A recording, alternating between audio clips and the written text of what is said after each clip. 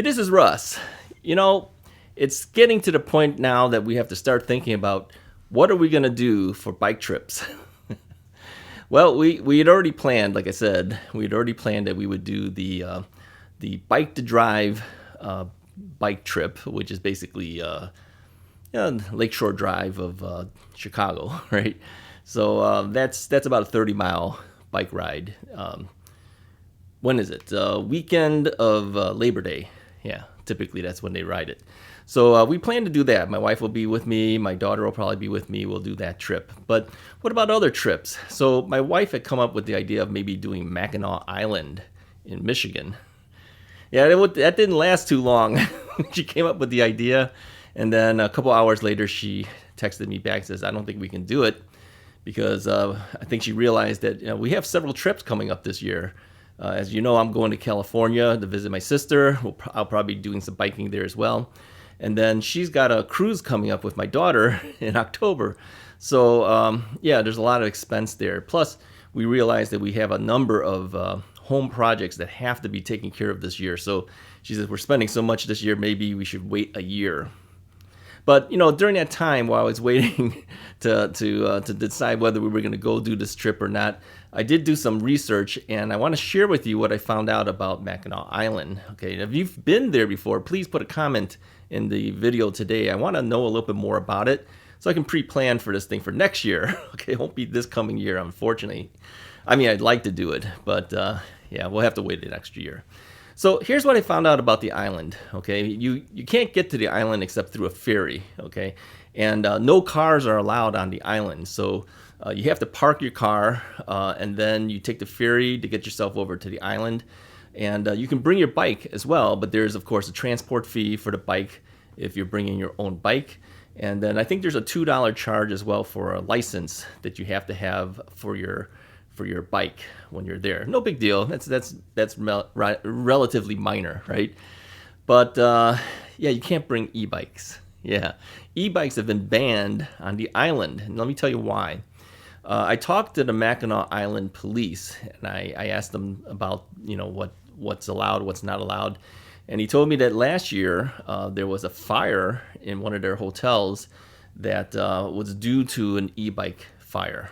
Okay, so that basically ruined it for everybody else. They said, okay, we're passing an ordinance that no e-bikes are allowed on the island. Okay, but if you have a disability, you might be able to do it. So I told him, well, I do have a disability. He says, do you have anything that proves it? And I said, well, I have a handicap placard that I use in my car. It's a permanent handicap placard. And he says, that's perfect. He says, that would be your proof. Bring that with you. Carry it everywhere you go with your bike. And he says, as far as e-bikes are concerned, if you have an e-bike that is class 1, meaning it'll only go up to 20 miles per hour, but there's no throttle on it, you can bring that bike. And of course, I have one. That's the Magicycle commuter bike. See, I knew I'd like that bike for a reason. Yeah, it's the bike that kind of looks like a standard bike, right? So, I can do 20 miles per hour on that bike. And from the last time we tested it, I was able to do 23 miles on the battery. Okay, now that's going on pedal assist level 1 and 2, and I was able to do about 23 miles with it. That's actually plenty, I think, for a one-day thing around the island. I seriously doubt I would do more than 20 miles in that one day. Plus, if I go, my wife, of course, she cannot bring an e-bike because she doesn't have any disability, so she would have to ride her traditional non-motorized bike. Okay, she has a Trek Navigator 200. It's an older bike, purchased around the same time that I purchased my giant mountain bike. All right, so we got to make sure her bike is up to par, and then she would have to ride that, whereas I can actually use my e-bike. All right. So, you can't bring anything other than that type of e-bike, and it has to be class 1, with no throttle. He was very adamant to tell me that, right? But he says, sounds like your bike is fine, and based on, your handicap issues and the fact that you have proof of it, you can bring your e-bike onto the island. So if you're planning to go there, just know that, all right? Yeah, this all happened, I guess, last year, this fire that really pushed the issue of no e-bikes on the island. Do you know of any other places that are like that? I had heard some place in Arizona that, I don't know, it's like 130 miles of bike path that doesn't allow e-bikes, something like that. It's kind of ridiculous. Yeah, if you know of that path, put a comment in the comment section. Tell us what's the name of that path. I remember Area 13 doing a video about that, saying that, how ridiculous is this? You've got this really nice path that goes way long and you don't let any e-bikes on it. Doesn't sound right. Maybe they've amended something. Let me know if you've heard anything about that path. I don't remember the name of the path, but it's a long one. It's like over 100 miles long. So, yeah, let me know about that. So, yeah, that's what I found out about the Mackinac Island. Now, if you know anything else about the island and some of the things that I need to know to plan for this trip, which will be a year from now, right? It's not going to happen this year, sadly. Let me know. Then I have at least some time. I can start planning what I plan to do, what I want to do. Now you can stay on the island, or you can stay outside of the island and just ferry yourself back and forth. But I think my wife said she would prefer to be on the island. I think I would too, because then you can stay on the island, bike around a little bit longer, do whatever, and you don't have to worry about catching the ferry to get out of there to stay at whatever hotel you pick, further away. Of course, these hotels on the island are a lot more expensive than if you didn't stay on the island. But, you're not there for that long. I mean, I think if we did a trip like this, we'd probably do 2 or 3 nights, something like that. And so, to have the inconvenience of having to leave the island and then come back again, I think that's a little too much. So I think I'd rather stay on the island, pay the extra money, and stay there and bike around the island. I've watched 1 or 2 videos now about it, and I think one person said that they didn't do the biking around the island. They just kind of walked it, and they kind of wished that they biked it. Yeah, I would tend to think so too. At least then you can kind of get around and see what things are like. And it's not like you're going to get hit by a car, because there's no cars on the island. They're not allowed.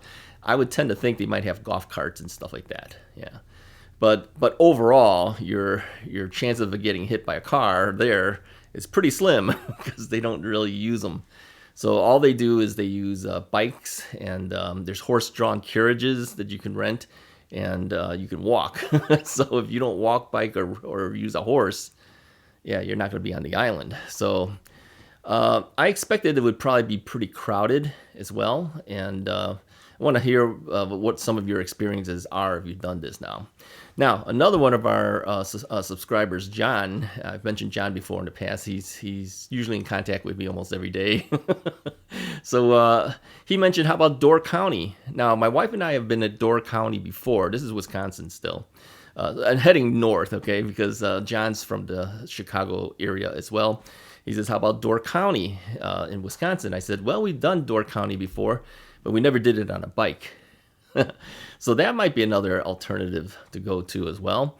A little bit less expensive, but I think we did 2 or 3 days in Door County once before. We drove our car up there, and then we got a hotel, and then we just kind of, well, actually it wasn't, I guess it is a hotel. It kind of felt like a condo almost, but anyway, we stayed there a couple of days, but with the car, we were moving around with the car. But I'm just wondering how it would be if we had our bikes and biked around Door County, because I know we didn't hit everything that we could have, and I just wonder how safe it is biking Door County and what areas. So if you've been to Door County before, Wisconsin, put a comment and let me know how that was, and if you've done it with a bike, okay, specifically with a bike. Even if you've gone there before, what were some of the things that you did there?